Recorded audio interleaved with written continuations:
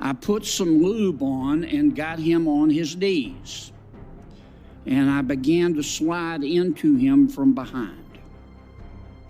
I pulled out of him and kissed him while he masturbated. He asked me to turn over while he slipped a condom on himself. This was my ass, and I was struggling to imagine someone inside me. I confess I'm a little confused, and I appreciate the argument or discussion that we've been having, but for me it's a little too conceptual, or I don't know, metaphysical or theological or whatever you want to call it. I want to try to understand what you're asking us to do. Let's take two books that have been much discussed.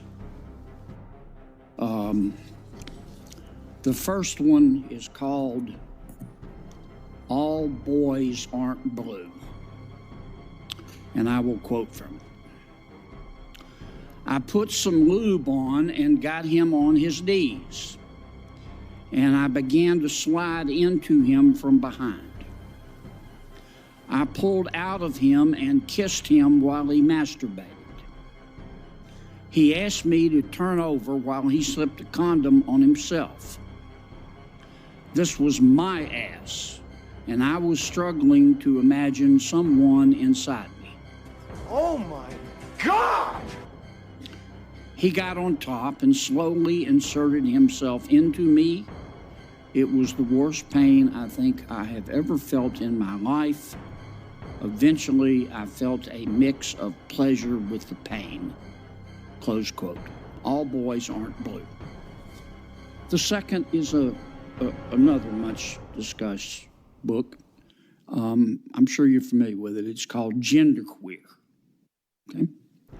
Let me read an excerpt from that. Quote, I got a new strap-on harness today. I can't wait to put it on you. It will fit my favorite dildo perfectly. You're going to look so hot. I can't wait to have your cock in my mouth. I'm going to give you the blowjob of your life. Then I want you inside of me. End quote. This is insane. Now, Mr. Secretary, what are you asking us to do? Are you suggesting that only librarians should decide whether the two books that I just referenced should be available to kids? Is that what you're saying? No. Okay. Tell me what you're saying. Well, first of all, there's this... Don't give me a speech. Tell me what you're asking me to do. With all due respect, Senator, and the words you spoke are disturbing, especially coming out of your mouth is very disturbing. But I would also tell you that we're not advocating for kids to read porn, to Senator Booker's point. What are you advocating for? We are advocating for parents, random parents, not to have the ability, under the guise of keeping kids safe, to try and challenge the world view of every single manner on these issues. You're getting conceptual again. I'm not getting conceptual. Well, I'm saying yes, you are. Yes, you are. Because I want to know what you're recommending. It sounds to me like what some of you are saying, the librarians should decide who gets to see that book. I'm saying when individual parents are allowed to make a decision of where that line is, and To Kill a Mockingbird, which involves a rape scene, should that book be pulled from our libraries? I think it becomes a slippery slope. I think you ought to think about it a little bit more before you come here. I've thought about, If you're going to propose something, you ought to be able, in 30 seconds, to be able to explain what you're asking us to do. Come here and you say censorship is bad, and of course it's bad. But the obvious response is, okay, you heard the books we're talking about. Okay, we're not talking about Catcher in the Rye. So tell me what you want, who gets to decide. And all I've heard is the librarians. And parents have nothing to do with it. And if that's your response, what planet did you just parachute in from? Parents, Senator... Or what country, more appropriately? This is not China. Parents, Senator, with all due respect, parents absolutely have a say. My parents were immigrants, came to this country. We never checked out books without our parents seeing what books we were reading. They encouraged us to read books. Mr. Secretary, I understand this is good for your politics back home. It's got nothing to do with my politics. My bill is passed. Of course it does. My bill is passed. Has everything to do with your politics. I'm here to... But you came here with a problem, and I'm trying to understand the solution, and you don't have one. We solved the solution. Other than to tell us that we don't agree with you, we'll be on the wrong side of history. We solved the problem in Illinois. We fixed it because we well, there are others you could work on. Well, that's why I'm here to help. Thank you, Mr. Chairman. To help other states make these decisions.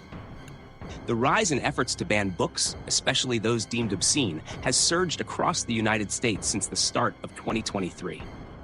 This alarming trend reveals a deep schism within American society over cultural norms, education, and the responsibility of public institutions in shaping moral values.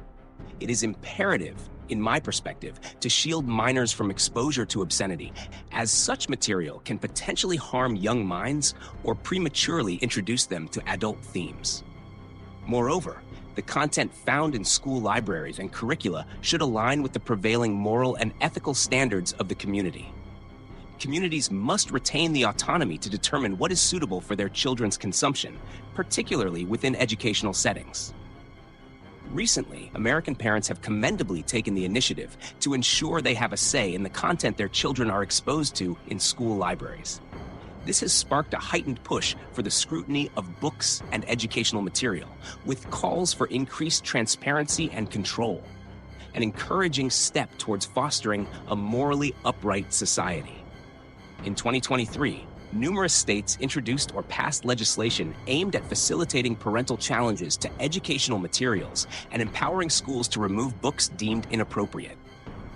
States such as Florida, Texas, and Tennessee have led the charge, enacting laws that streamline book bans or limit discussions on certain topics in the classroom.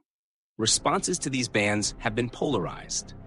Educational associations, free speech proponents, and many librarians have vehemently opposed the trend, arguing that it amounts to censorship and undermines the educational landscape. They assert that such bans rob students of the opportunity to engage with a diverse range of ideas. However, I firmly believe that these measures are a necessary stride toward reclaiming educational content from influences that pose a threat to the normal psychological development of children.